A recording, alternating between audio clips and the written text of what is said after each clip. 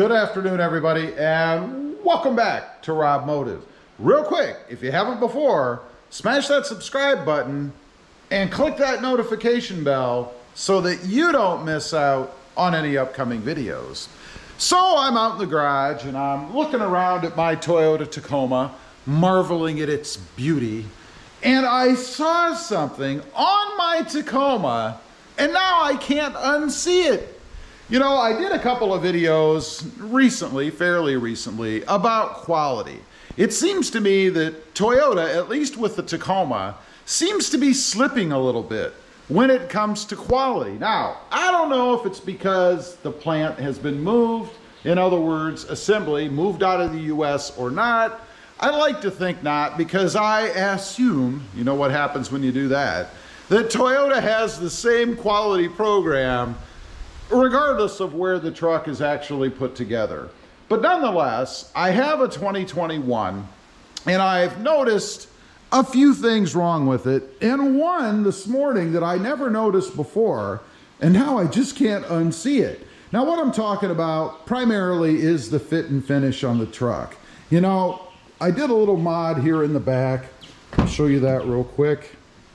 This isn't really the thrust of what I'm talking about, but I'm going to show you anyway because it's indicative of the kind of things I'm seeing. And right here we have something splattered on the back of this seat. Just poor workmanship. I mean, that never should have happened, right? That should have been cleaned off at the point that it actually happened. But it was left. It was left for me, the consumer, to find on my own. And then on the back of the truck, I had looked at some seams and things, some gappage, if you will. Primarily here, just looking at, you know, this gap as compared to this gap, which that one is actually wider.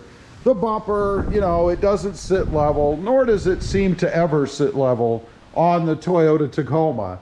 Moving along, we had talked about the little area here that's pushing out, and I know I have the vent shade in there, but it was like that before, this little rubber seal piece.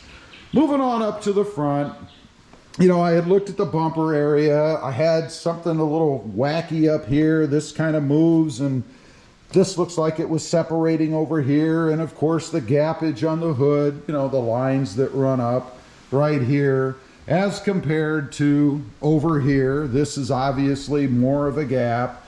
Things like that, just little quality things that aren't consistent. You know, and I know there is some tolerance. Obviously, when they assemble these trucks, there's going to be some tolerance. It's never going to be absolutely perfect.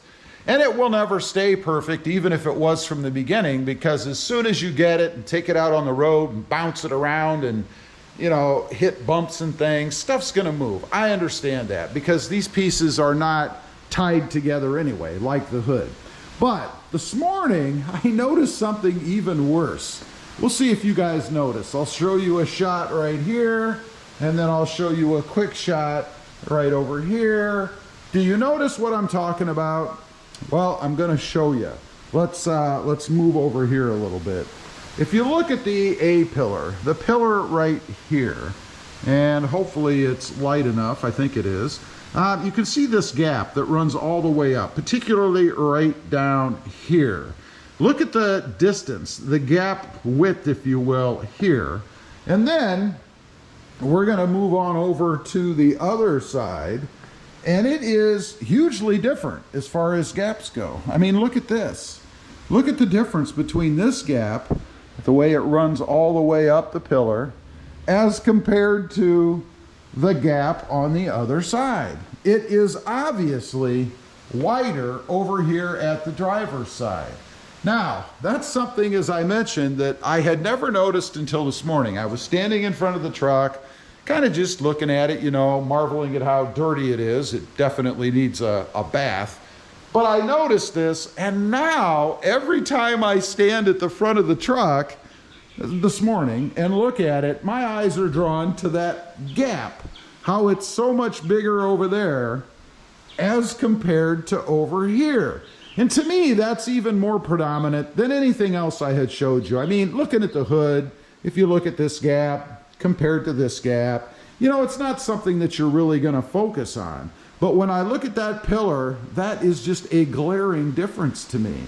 Now, I don't know if it's really that trim piece, you know, the piece that goes beside the windshield. Maybe it's pushed in further on one side than it is on the other. And of course, that would give you more gappage, if you will, on the driver's side if it's not out far enough. Maybe the windshield isn't positioned exactly equally across the opening. And that's my guess as to what it really is. Because of course, the windshield can be replaced. You know, you get a chip, a crack, or whatever. Obviously, they're gonna pull those trim pieces and they're gonna put a new windshield in. And I really think that's probably the problem. I think that the windshield is not aligned perfectly up against the front area there, and that's why I have that wider gap on the side. I would say that if you had to have the windshield replaced for some reason, that gap would change as well, because whoever puts it in the next time, unless they're paying really close attention, and that, by the way, would be a sign of the quality of the glass replacement company, but unless they're paying a lot of attention to that, it's probably going to be skewed a little bit as well. Now, hopefully, if they had to replace it, they would pay attention to that and get that gappage a little bit closer so that it's not so glaring over on the driver's side. But it's because of little things like this that I now start to wonder, is Toyota's quality slipping a little bit? I mean, these are the little things that you notice. The stuff smeared on the back of the seat, that never should have happened. And I'm not the only one. I've had other people tell me that they have the same thing in their truck. Matter of fact, they hadn't really noticed until I pointed it out. They checked their truck and it's the same thing.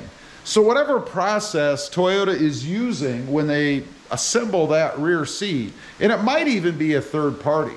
You know, I'm kind of guessing that those seats come pre-assembled.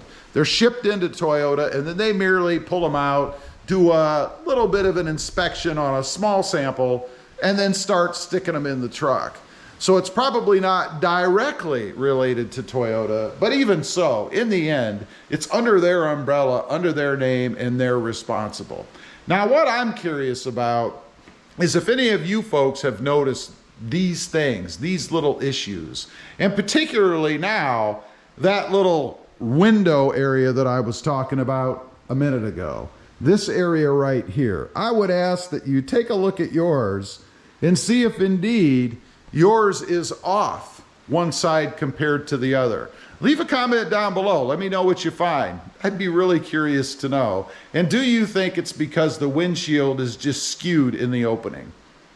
Also, if you didn't in the beginning, make sure you smash that subscribe button and click that notification bell so that you don't miss out on any upcoming videos. I do have 2 additional channels. RobMotive FST, all about full-size trucks.